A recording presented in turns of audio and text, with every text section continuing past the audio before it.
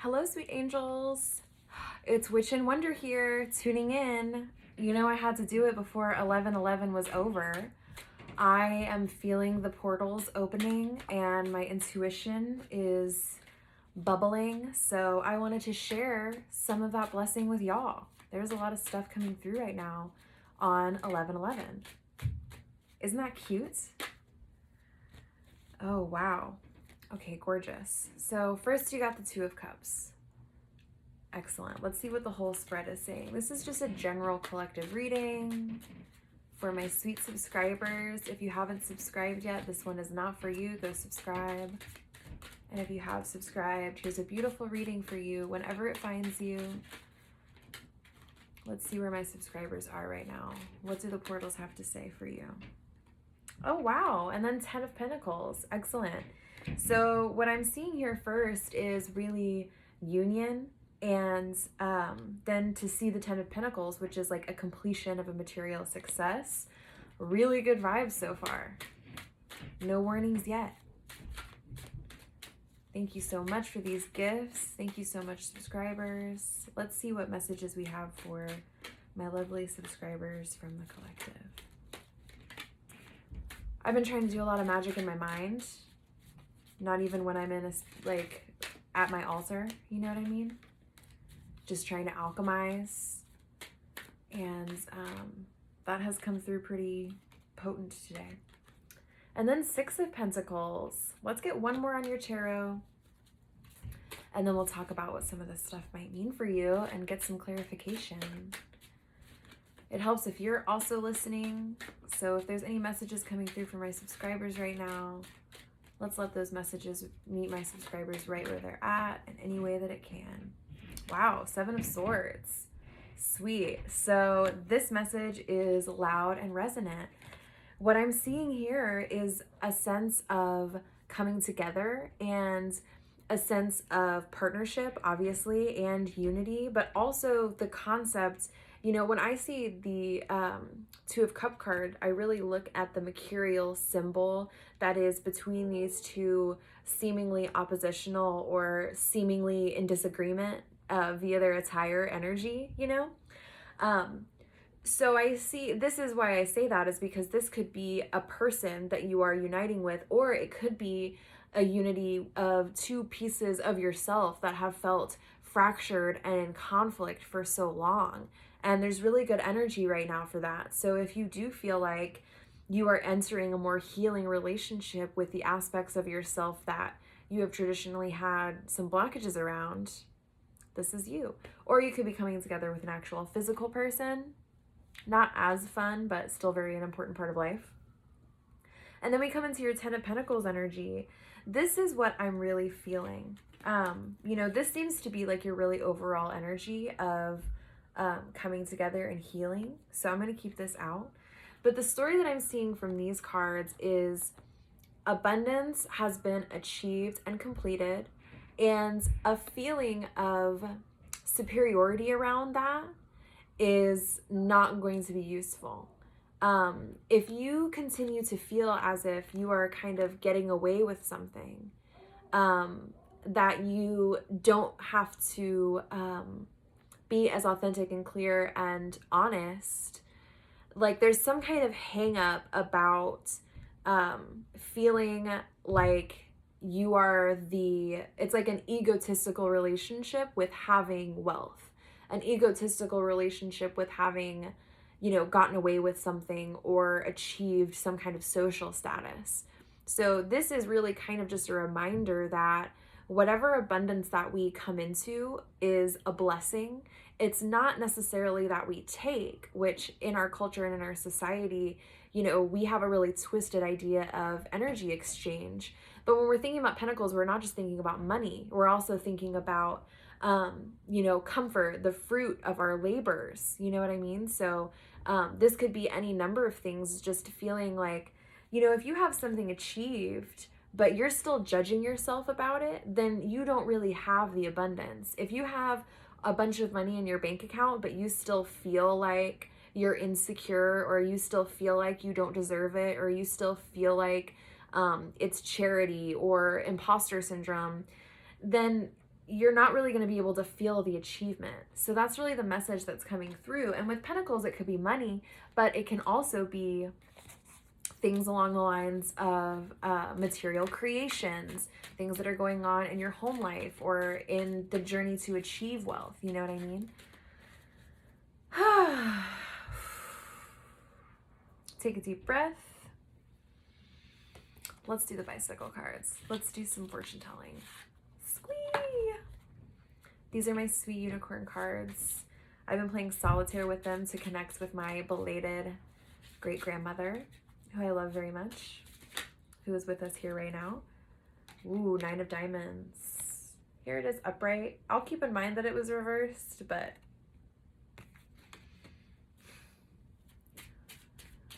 any messages for my sweet... Oh, cool. I'm still kind of like reading the meanings of these. I read mostly with intuition on all the cards. I'm sure you've noticed sometimes I just kind of take off on a little channeling excursion. Come as you are, you know what I mean? Ooh, Jack of Spades. Let's get a shot smiling. There we go. Super cute. One more. Let's see what happens.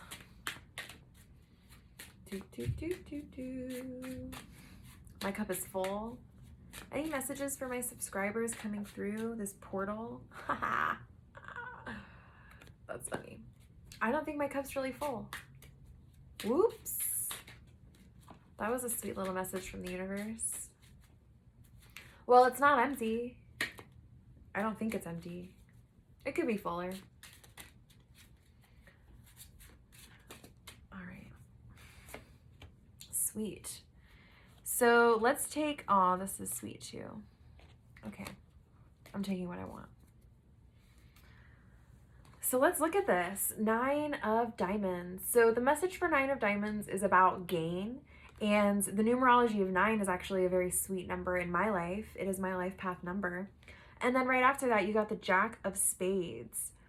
So here's the thing about spades and what I would like us to remember about the 9 of Diamonds, which is gaining. You know, 9 is right before 10. So when I see a 9, I generally see someone who's almost there. And when I see a spade, I see a boundary that needs to be set. And what's really coming through here, a lot of tough love today, but it's really about, you know, learning to protect your hard work and learning to give yourself credit and expect credit where it's due for you.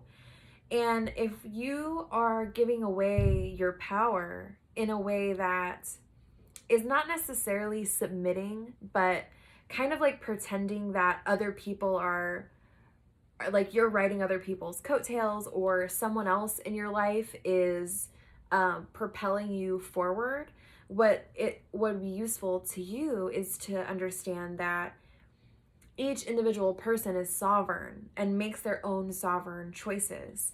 And so if you want to feel the feeling of completion and you want to feel, if you want to get past the gain and get to this, which is our Ace of Diamonds, which is about opportunity, which, you know, this is the fortune telling part, is that you are on your way. You have cartwheels, right? You have wheels on the side of your cart right now that are bringing you to a sense of destiny around opportunities, which doesn't mean that the money is going to land in your lap or the future that you want is going to land in your lap. It means that there's going to be an opportunity that if you have eyes to see and ears to hear, you're going to make it through, you know?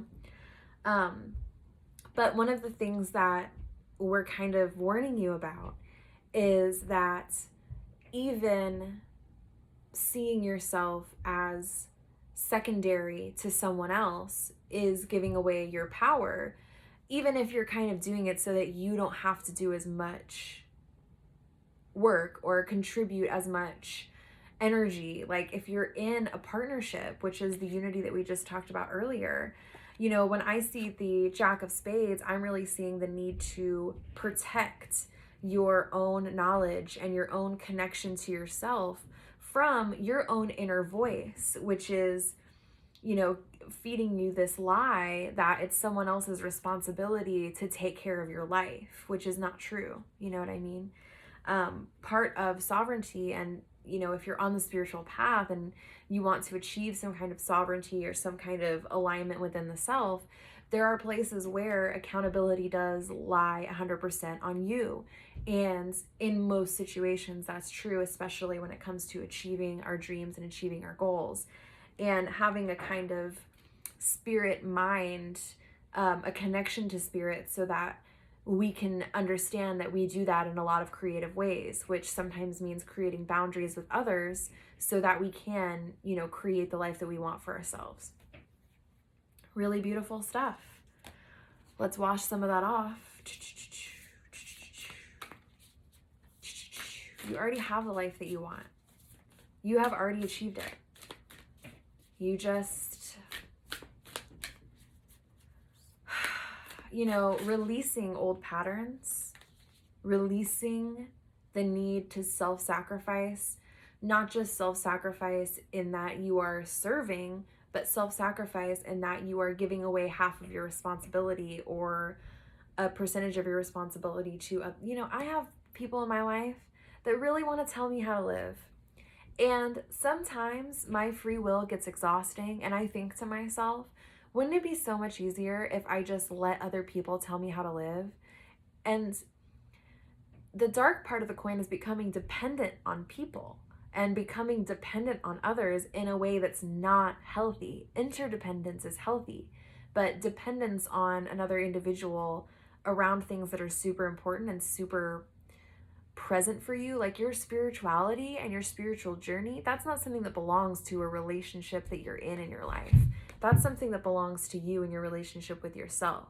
And that's true for your career, for the relationships that are romantic friendships in your life, your assets. All of that starts with your relationship to you being a trusting and unified one, and not a conflicted one that gives you the option to just opt out of your life.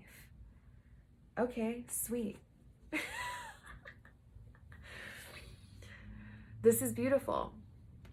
I'm sorry. This card represents defenselessness, righting past wrongs, and uprooting.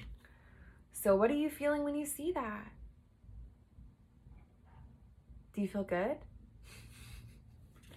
Here's the thing about apologizing. I'm a Virgo. I don't like to do it, but I understand that I'm also kind of like, I have to do stuff that's important to society in order to remain a part of it. So I'll do apologies. You know what I mean?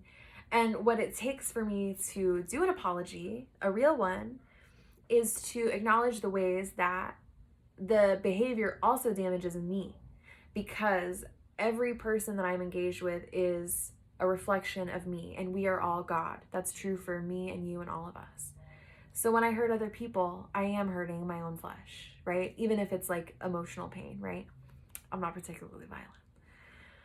So the thing about the apologies, the reason that I bring up that it hasn't always been easy for me, is because the uprooting aspect of an apology is an admission of ego, an admission of wrong, and an understanding that in the past, defensiveness has stood in the way of me being able to actually apologize and actually right wrongs, and also admit when I'm wrong. Even just admit that I've done something wrong in the first place. There are a lot of relationships that I left behind because I couldn't do that. Hindsight's 2020. You know what I mean? This is the year. So, what I'm feeling here, I don't know if this is a real relationship in your life outside of yourself or a real relationship in your life on the inside, but there's definitely some kind of feeling of defenselessness, no longer being able to hold up this sense of ego, no longer being able to hold up falsehoods about yourself to yourself in order to justify weaknesses that no longer serve you. And then the other card that fell out is my favorite, Whale and Orca Elders, Share Your Song, Frequency of Sound, Deep Dive. So, You know, you had some heavy stuff in your reading. I'm not gonna lie. Well, let's pull out a couple more cards. But this is an invitation. You know, I have so many whale ancestors. They're up in my dreams all the time. It's really beautiful. And they're really emotionally complex creatures. So they understand emotions in a way that we cannot, specifically because their language is so different than ours. We have a lot of rigidity around emotions because we assign language to them, which there's a lot of pros and cons to that. But when we're thinking about what the whale and orca elders have to share with us, people on land that do have rigid language and do have rigid lives, there's a lot of beauty in just making noise and singing songs. And it's a huge part of healing to connect with music because it taps into our predictive nature, it taps into our cosmic connection.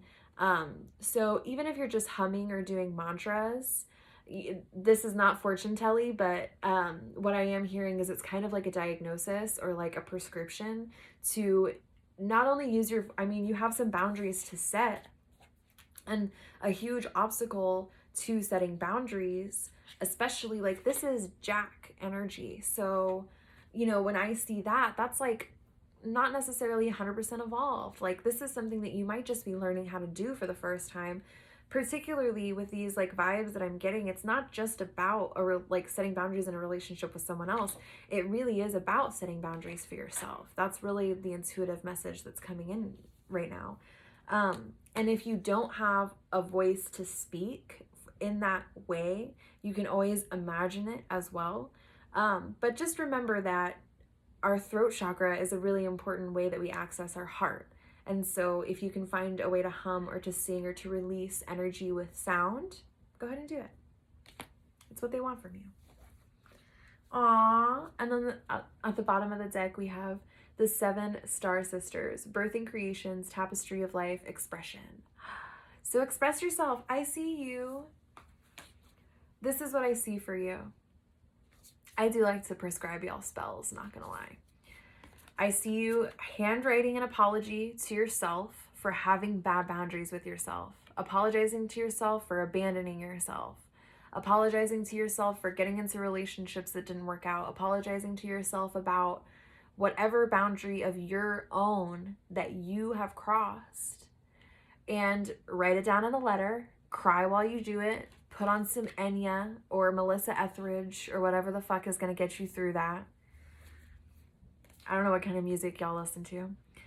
And then sing and dance. Make yourself a playlist that you can sing sad songs to and dance happy songs to, and get all of that energy out of your body so that you stop blaming yourself for not being able to like get to the place you want and get to the alchemy that you want. This is the energy that's coming. On the other side of this emotional discharge that you're about to have is an opportunity that is going to lead you to your alchemical destiny. There's no wrong way to do it. These are all suggestions. I love you so much. I did say I was going to do another card. This is on the bottom of the deck. Baby steps. Action. Follow your intuition before it makes sense.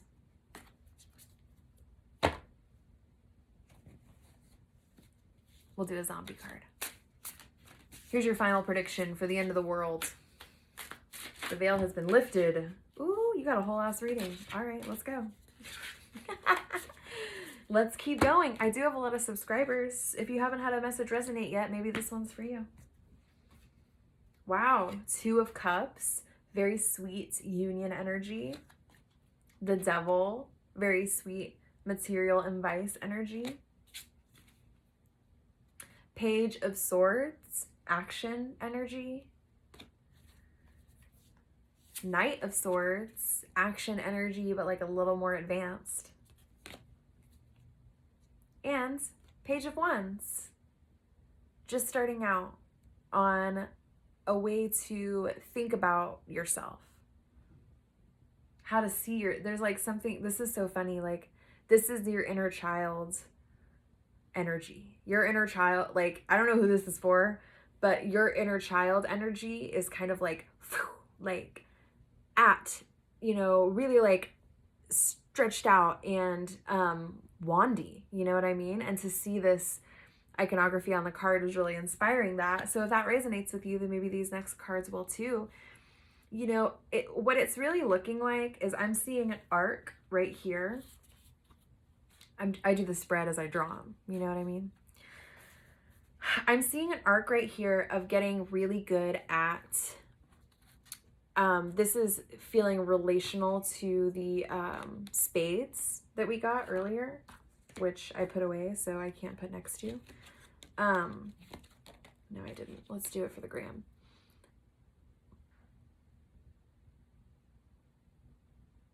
There you go. Cute, right? That's a good place to like screenshot and like post it and tag me. There is a way that this is so funny. You have already gotten pretty good at setting boundaries with other people, or at least knowing what your boundaries are in a way that you can understand what your boundaries are and how to set them, and then you can enact a good amount of that. What's missing here is the queen, which is your intuition or your self-knowing around how to set those boundaries before you have to go to war about it. So that's kind of the message that I'm getting here. And then at the end of this little arc here, what you are starting to realize is that you cannot set your boundaries based on other people and what's going on outside of you. You have to go on the inside and tap into your energy in that way so that you can alchemize these from a place of your innocence and a place of your inner child and a place of, you know, being kind of like authentic about why you, why this is important to you. And here's the interesting thing too, is if this is a boundary in your life, the part about setting a boundary for yourself is preparing you for when other people come at you with that, you're able to say, hey, I did this with me. Like, I already know how it feels to be on the other side of my boundary setting. And by knowing how it feels, I'm not going to do it in a way that hurts people anymore. And I'm not going to do it in a way that hurts me anymore. You know what I mean? But you're going to have to go through that journey of understanding what is your relationship to just starting boundaries for the first time, and what is your relationship to having the ability to verbalize it and do it in the world. And what can you do to kind of cultivate a sense of intuition about it by leaning into your inner child? Really sweet, really cute. And then the other cards that we got here are the Two of Cups and the Devil, which is really telling me like, there's a lot of gluttony kind of going on. Maybe a sense of over self-satisfaction. I really don't like to say that because I love hedonism and being gluttonous, and so it kind of like pains me to say like, hey, maybe like cut back on eating stuff that you know isn't good for you, and talking to people that you know get you riled up, or smoking or drinking. Like, if you haven't done any kind of cleanser fast this year with all, I mean, like, I don't know a person who hasn't done a cleanser fast this year. So if you haven't done one, jump on ship, follow a hashtag on Instagram about it, find something to abstain from, not because things are bad for you or you're bad for doing bad things, like not because of that, but because our relationship to discernment and our relationship to lack comes from a fear of it. And when we're able to land into, you know, I see Two of Cups here, kind of like feasting, and then the Devil is kind of bringing in sort of this material energy to that. So there's a way that it can be like home and like a full cup, and then there's a way that it can be kind of destructive to yourself or to the people that are close to you. So just know the difference. Find the balance and the unity that is required. Here's another Instagram screenshot.